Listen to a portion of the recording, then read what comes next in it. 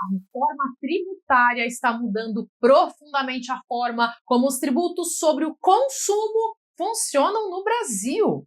Mas o que realmente mudou? Neste vídeo eu vou explicar por que a reforma foi criada, como funcionam a CBS, o IBS e o imposto seletivo, quais são os objetivos da simplificação tributária e de que maneira essas mudanças podem impactar empresas, contribuintes e a própria arrecadação do Estado. Eu sou Cíntia Brunelli e eu te convido a se inscrever no canal, porque esse ano eu quero atingir 1 milhão de inscritos e a sua ajuda é muito importante para que eu alcance essa meta. A reforma tributária, promovida pela Emenda Constitucional número 132 de 2023, representa uma das maiores mudanças já realizadas no sistema tributário brasileiro. O objetivo central da reforma foi modificar principalmente a tributação sobre o consumo, buscando simplificar o sistema, reduzir distorções econômicas e criar um modelo considerado mais uniforme e eficiente. Durante décadas, o sistema tributário brasileiro recebeu críticas relacionadas à elevada complexidade das normas fiscais, uma grande quantidade de tributos incidentes sobre consumo e excesso de obrigações acessórias impostas aos contribuintes. Empresas frequentemente precisavam lidar com legislações diferentes em cada ente federativo, múltiplas regras de incidência tributária, regimes especiais e um elevado grau de insegurança jurídica. Além disso, existiam constantes discussões relacionadas à cumulatividade tributária, disputas entre estados envolvendo benefícios fiscais e dificuldades operacionais relacionadas à arrecadação e fiscalização. Nesse contexto, surgiu a proposta de reforma constitucional destinada a reorganizar uma parte importante do sistema tributário brasileiro. A Emenda Constitucional 132 alterou diversos dispositivos constitucionais relacionados à tributação sobre consumo e criou novos modelos tributários voltados à substituição gradual de tributos anteriormente existentes. Um aspecto importante é que a reforma tributária não resolveu todos os problemas do sistema tributário brasileiro. A Emenda Constitucional 132 concentrou-se principalmente na tributação sobre o consumo. Outros temas relevantes continuam sendo objeto de debate jurídico e político. Além disso, uma grande parte da efetividade da reforma depende da regulamentação infraconstitucional posterior. A Constituição estabeleceu diretrizes gerais, mas muitas regras práticas relacionadas ao funcionamento dos novos tributos dependem de leis complementares e normas posteriores. Isso significa que a implementação concreta da reforma exige desenvolvimento legislativo contínuo e adaptação progressiva da administração tributária e dos contribuintes. A principal regulamentação inicial da reforma ocorreu por meio da Lei Complementar número 214, que passou a disciplinar diversos aspectos operacionais da CBS, do IBS e do imposto seletivo.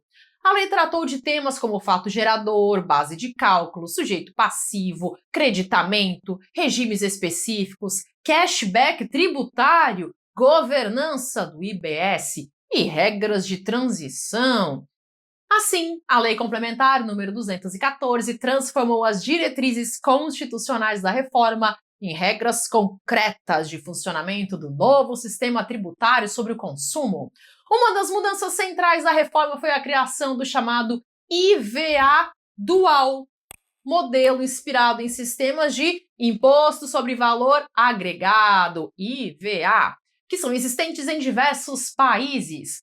O modelo brasileiro é dual, então ele prevê a criação de 2 tributos principais sobre o consumo.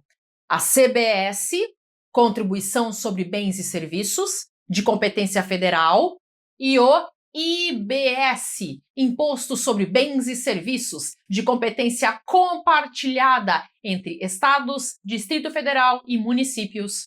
A ideia central foi substituir diversos tributos anteriores, considerados excessivamente complexos e fragmentados. A regulamentação prática desse novo modelo foi posteriormente desenvolvida pela Lei Complementar 214 de 2025. A lei detalhou regras relacionadas ao funcionamento da CBS e do IBS, disciplinando aspectos como hipótese de incidência, não cumulatividade, aproveitamento de créditos, regimes específicos e estrutura administrativa dos novos tributos. A Lei Complementar 214 também definiu quais tributos serão gradualmente substituídos pelo novo modelo. A CBS passará a substituir principalmente o PIS e a COFINS, enquanto o IBS substituirá tributos como ICMS e ISS. O objetivo foi concentrar a tributação sobre consumo em um modelo mais uniforme e integrado. No sistema anterior à reforma, diferentes tributos incidiam sobre a circulação de mercadorias e prestação de serviços. Existiam regras distintas conforme o ente federativo competente, gerando dificuldades operacionais para empresas e contribuintes. Com a reforma, buscou-se criar uma estrutura mais uniforme de tributação sobre o consumo, aproximando o sistema brasileiro de modelos internacionais de IVA. Outro aspecto importante da reforma foi a tentativa de reduzir a cumulatividade tributária. A cumulatividade ocorre quando o tributo incide repetidamente ao longo da cadeia econômica, sem uma adequada compensação dos valores pagos anteriormente. Esse fenômeno podia gerar aumento artificial de preços, distorções econômicas e dificuldades para a competitividade das empresas. O novo modelo criado pela reforma busca ampliar o aproveitamento de créditos tributários ao longo da cadeia produtiva, reduzindo a incidência cumulativa da tributação sobre o consumo. A Lei Complementar 214 procurou estruturar um sistema amplo de não cumulatividade. A lógica central consiste em permitir que o contribuinte aproveite os créditos relativos aos tributos pagos nas etapas anteriores da cadeia econômica, reduzindo a incidência em cascata. A regulamentação também estabeleceu critérios para utilização, compensação e restrições ao aproveitamento de créditos tributários. Além disso, buscou-se reduzir discussões históricas existentes no sistema anterior relacionadas ao conceito de insumo e ao direito de creditamento. Além disso, a reforma procurou simplificar obrigações acessórias e reduzir a fragmentação legislativa relacionada aos tributos sobre o consumo. Outro ponto relevante da Emenda Constitucional 132 foi a adoção mais ampla do princípio da tributação no destino. No modelo anterior, muitos tributos eram arrecadados no local de origem da operação econômica. Isso gerava disputas federativas relacionadas à arrecadação e incentivos fiscais. Com a reforma, a tributação passa a se concentrar predominantemente no local de consumo final do bem ou serviço. A ideia é aproximar a arrecadação do local em que efetivamente ocorre o consumo, buscando um maior equilíbrio federativo e redução das chamadas guerras fiscais entre os estados. Guerras fiscais correspondem à disputa entre entes federativos por investimentos econômicos mediante concessão de benefícios tributários considerados agressivos ou descoordenados. A reforma tributária também trouxe uma mudança relacionada à governança da arrecadação dos novos tributos. O IBS, por exemplo, passou a envolver um modelo de gestão compartilhada entre estados e municípios, exigindo mecanismos de coordenação federativa mais integrados.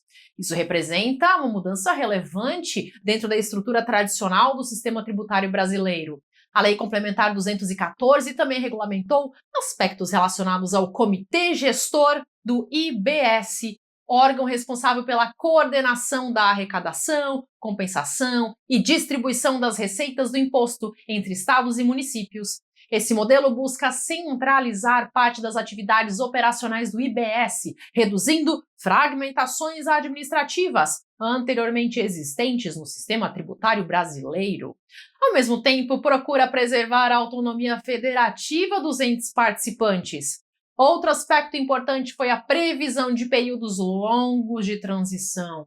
A reforma não extinguiu imediatamente os tributos anteriores, nem implantou instantaneamente os novos tributos. Ao contrário, o sistema passou a prever convivência gradual entre o modelo antigo e o novo modelo tributário durante vários anos. Essa transição longa busca reduzir impactos econômicos bruscos e permitir a adaptação gradual de empresas, contribuintes e a administração pública. Na prática, isso significa que durante um determinado período coexistirão tributos antigos e novos mecanismos de tributação previstos pela reforma.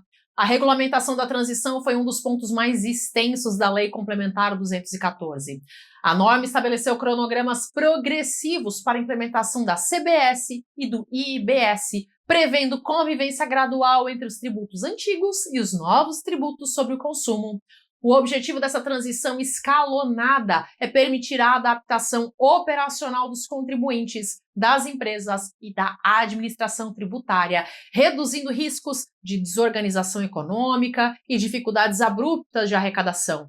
A Emenda Constitucional 132 também criou o chamado Imposto Seletivo, apelidado por aí de Imposto do Pecado. Esse tributo possui finalidade extrafiscal e incide sobre produtos e serviços considerados prejudiciais à saúde ou ao meio ambiente. Como exemplos, podemos mencionar cigarros, bebidas alcoólicas, refrigerantes, apostas esportivas, veículos poluentes e mineração. A lógica do imposto seletivo aproxima-se da ideia de desestimular determinados consumos por meio da tributação. Produtos nocivos ou atividades consideradas socialmente indesejáveis podem sofrer tributação mais elevada, conforme critérios definidos pela legislação.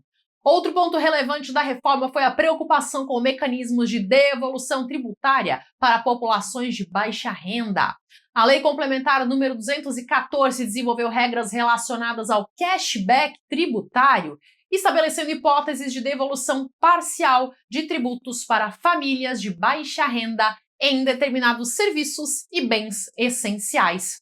Esse mecanismo busca reduzir os efeitos regressivos da tributação sobre o consumo, especialmente em áreas relacionadas ao consumo básico das famílias economicamente mais vulneráveis. A regressividade ocorre quando pessoas com menor capacidade econômica acabam suportando proporcionalmente carga tributária mais elevada em razão da incidência sobre o consumo. Como pessoas de baixa renda destinam uma maior parcela do orçamento ao consumo básico, a tributação sobre o consumo frequentemente possui impacto social mais intenso sobre essas famílias. A reforma também trouxe previsão de regimes diferenciados para determinados setores econômicos. Apesar da busca por simplificação e uniformidade, o sistema reformado manteve hipóteses específicas de tratamento favorecido ou diferenciado para algumas atividades.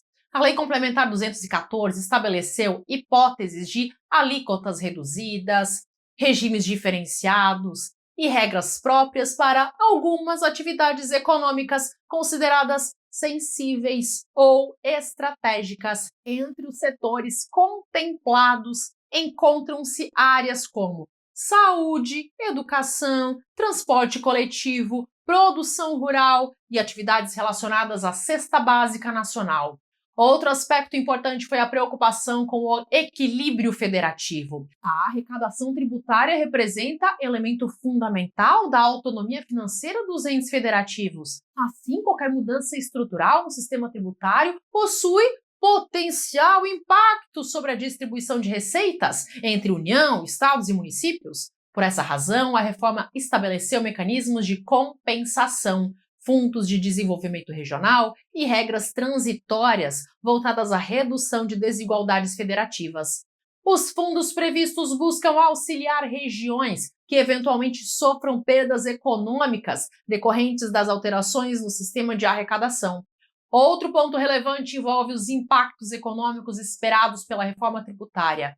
Os defensores da reforma argumentam que a simplificação tributária pode reduzir custos operacionais das empresas, aumentar a segurança jurídica, estimular investimentos e melhorar o ambiente econômico nacional. Empresas frequentemente precisavam manter estruturas complexas apenas para lidar com o cumprimento das obrigações tributárias existentes no sistema anterior. A multiplicidade de normas fiscais, obrigações acessórias e divergências entre legislações estaduais e municipais gerava custos elevados de conformidade tributária. A reforma busca reduzir parte dessa complexidade mediante unificação de regras e simplificação da tributação sobre consumo. Por outro lado, a reforma também gerou debates e preocupações relacionados aos possíveis impactos econômicos setoriais.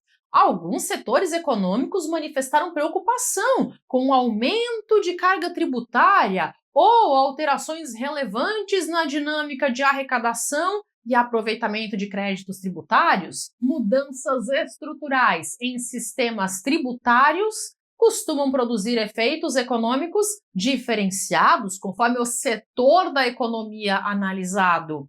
Outro ponto relevante é que a reforma tributária exigirá profunda reorganização administrativa e tecnológica. Os órgãos fazendários precisarão adaptar sistemas de arrecadação, fiscalização e controle aos novos modelos tributários criados pela reforma. Empresas também precisarão atualizar sistemas contábeis, softwares fiscais e estruturas administrativas relacionadas ao cumprimento das novas obrigações tributárias. O processo de adaptação tende a ocorrer gradualmente ao longo do período de transição previsto constitucionalmente. A reforma também possui impacto significativo sobre o contencioso tributário brasileiro. Mudanças legislativas amplas frequentemente geram novas discussões judiciais relacionadas à interpretação das normas constitucionais e infraconstitucionais. Assim, os tribunais provavelmente enfrentarão novas controvérsias envolvendo o alcance das alterações promovidas pela Emenda Constitucional 132.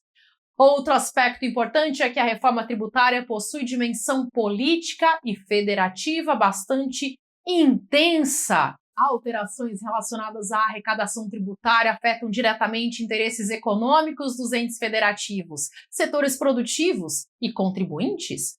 Por isso, a construção da reforma envolveu longos debates políticos, negociações institucionais e busca de equilíbrio entre diferentes interesses econômicos e federativos. O estudo da reforma tributária demonstra como o sistema tributário brasileiro permanece em constante transformação. A tributação acompanha mudanças econômicas, tecnológicas e sociais da sociedade, exigindo adaptações legislativas voltadas à manutenção da eficiência arrecadatória e do equilíbrio federativo.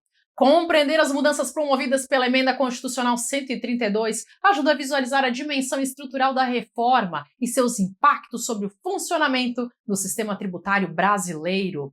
Além disso, permite perceber como o direito tributário possui forte relação com a economia, a política fiscal, a organização federativa e o desenvolvimento nacional. A Lei Complementar 214 representa uma etapa fundamental da implementação prática da reforma tributária e demonstra como as alterações constitucionais dependem de regulamentação detalhada para a produção de efeitos concretos. Além disso, o tema evidencia como tributação, economia, tecnologia e políticas públicas estão profundamente conectadas dentro do funcionamento do Estado contemporâneo. Compreender a estrutura e o funcionamento da CBS, do IBS e do Imposto Seletivo ajuda a visualizar os rumos da tributação sobre o consumo no Brasil e os desafios relacionados à implementação do novo sistema tributário. Se você chegou até aqui, deixe o seu comentário com a frase: conhecer o direito abre portas. Conhecer o direito abre portas. Eu acredito que existe um motivo para você ter assistido esse vídeo até aqui. Talvez você esteja pensando em prestar concursos públicos, talvez você já esteja estudando, talvez você esteja tentando mudar de vida e construir um futuro melhor para você e para sua família. E talvez exista uma parte de você que sabe que é capaz de chegar mais longe, mas ainda não encontrou um caminho claro para seguir. Eu quero que você saiba de uma coisa. Você não precisa ser um gênio para aprender o direito. Você não precisa ter uma memória perfeita. Você não precisa ser aquela pessoa que sempre tirou as melhores notas da turma. Eu mesma não fui assim. Lá na escola eu era uma aluna normal. Em algumas matérias eu chegava a ficar de recuperação. Eu não era considerada superdotada, nem uma aluna fora da curva. O que mudou a minha trajetória foi a dedicação. Quando eu entrei na faculdade de Direito, eu decidi levar os meus estudos muito a sério. E o resultado foi que eu me formei com média 9,5, que na época foi a maior média da minha turma, e eu recebi inclusive uma medalha pelo desempenho acadêmico. Antes mesmo de concluir a faculdade, eu já tinha sido aprovada no exame da OAB e também em 2 concursos públicos. Então, logo após me formar, eu já tomei posse como servidora pública. E eu não estou contando isso para dizer que você precisa ter a mesma história. Eu estou contando porque eu quero que você entenda que resultados extraordinários podem surgir de pessoas absolutamente comuns, quando elas seguem um caminho consistente. Ao longo dos últimos anos, eu continuei estudando e ensinando o direito. Eu já publiquei mais de 1.000 vídeos gratuitos aqui no YouTube. E eu já ultrapassei 50 milhões de visualizações aqui no YouTube. Durante todo esse tempo eu percebi um padrão que se repete constantemente. Muitas pessoas acreditam que não conseguem avançar nos concursos porque não são inteligentes o suficiente. Mas quase nunca esse problema é real. O problema costuma ser outro. A pessoa tenta estudar assuntos avançados sem dominar a base. Ela assiste aulas isoladas. Ela decora conceitos sem compreender. Ela lê as leis sem entender a linguagem jurídica. Ela resolve questões sem conseguir identificar a lógica por trás das respostas. Com o passar do tempo, surge aquela sensação de estar correndo sem sair do lugar. E isso gera frustração, insegurança e muitas vezes desistência. O pior é que muita gente continua gastando dinheiro com inscrições em concursos, sem ter construído os fundamentos necessários para competir de forma adequada. E quando isso acontece, não é apenas dinheiro que está sendo desperdiçado. É tempo, é energia, é motivação. Foi justamente pensando nesse problema que eu criei o Direito Básico para Concursos, que é um material com 7 e-books, é um box de 7 e-books. Esse material foi desenvolvido para quem está começando do zero e também para quem já estuda, mas sente dificuldade nas matérias jurídicas. O objetivo é ajudar você a construir uma base sólida de forma organizada, utilizando uma linguagem simples e fácil de entender. O box Direito Básico para Concursos reúne 7 e-books, 7 livros digitais, com 15 das matérias mais importantes dos concursos públicos. Em cada uma dessas matérias eu selecionei os temas mais cobrados pelas bancas. Além disso, eu utilizei uma linguagem leve e acessível, acompanhada de exemplos práticos que ajudam você a compreender os conceitos com mais facilidade. E eu quis ir além dos conteúdos jurídicos. Por isso, eu incluí também, como bônus, um curso que é o Aprovação Acelerada. Nesse curso, bônus, você terá acesso a 7 aulas que abordam os principais pontos que todo concurseiro precisa dominar para evoluir mais rápido. Você vai aprender sobre rotina de estudos, foco, memorização, estudo de leis, definição de estratégia, mentalidade e técnicas para aprender melhor. Porque não basta saber o que estudar, também é importante aprender como estudar. Talvez você esteja pensando que você nunca estudou direito antes. Esse material foi criado exatamente para pessoas nessa situação. Talvez você ache que você tem dificuldade em entender a linguagem jurídica. Foi por isso que eu procurei simplificar ao máximo as explicações. Talvez você já tenha começado a estudar outras vezes e acabado desanimando. Isso acontece com muita gente quando falta organização e direcionamento. E para que você possa conhecer o material com tranquilidade, A compra tem garantia de 7 dias. Então você pode acessar, baixar todos os e-books, você pode ler tudo que você quiser e você tem 7 dias para decidir se você quer ficar ou não. Se você quiser conhecer o direito básico para concursos, o link está disponível na descrição desse vídeo. Agora eu quero deixar uma mensagem importante. Independentemente da decisão que você tomar hoje, continue estudando, continue avançando, continue investindo em você. Se você decidir adquirir o direito básico para concursos, eu acredito que você vai encontrar uma forma mais rápida e organizada de construir a sua base jurídica. Mas se nesse momento você preferir seguir utilizando apenas os conteúdos gratuitos aqui do YouTube, tá tudo bem também. Eu já gravei mais de 1000 vídeos gratuitos aqui no canal e eu organizei centenas deles em playlists para facilitar os seus estudos. Se você assistir alguns vídeos todos os dias, mesmo que sejam poucos minutos por dia, em pouco tempo você já vai começar a perceber uma diferença muito grande no seu conhecimento. E eu quero dizer algo que talvez você precise ouvir. Nem todo mundo chega até o final de um vídeo como esse. A maioria das pessoas desiste antes, desiste muito cedo. A maioria procura atalhos. A maioria abandona os próprios objetivos quando encontra dificuldades. E você está aqui. Você continuou assistindo. Isso já demonstra algo importante sobre você. Existe determinação dentro de você, existe vontade de crescer, existe vontade de construir um futuro melhor. Não desperdice isso, cultive essa força de vontade. Dê mais um passo hoje. Compartilhe esse vídeo com outras pessoas que também deveriam conhecer o direito. E agora eu convido você a assistir a lista de vídeos gratuitos que eu vou deixar disponível para você clicar aqui. Escolha pelo menos mais um vídeo para assistir hoje. Um vídeo pode parecer pouco, mas pequenas ações repetidas todos os dias são capazes de transformar uma vida inteira. Até!